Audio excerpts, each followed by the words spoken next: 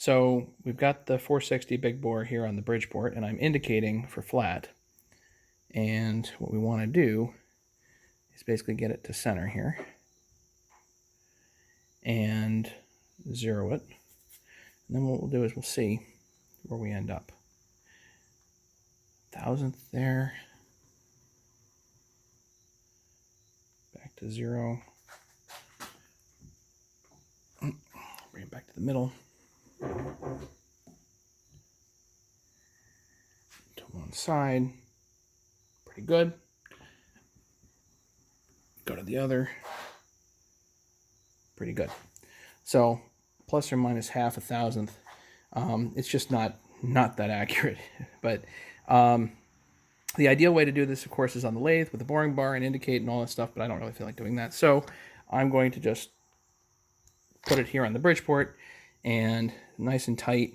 And all I'm going to do is I'm going to take some off the base. I can take whatever I want now off the base with a cutter, very simply an end mill. So I'm just going to do that all the way around. In this case, I think I'm going to take off about 40 thousandths and kind of see what happens. So let's have some fun with that.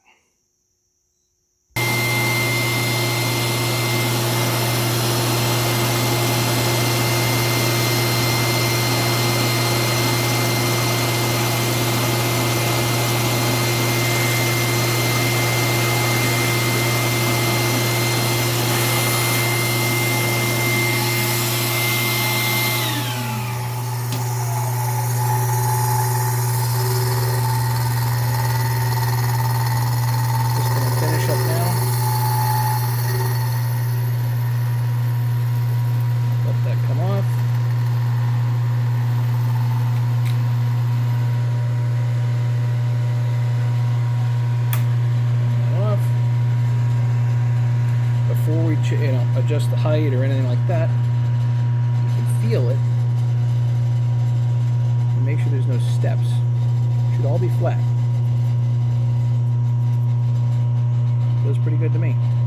Now what we're going to want to do later is chamfer this inner edge because that's plating sharp, but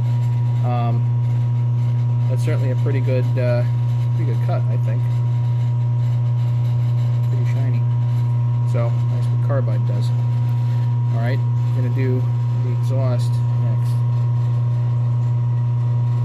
So,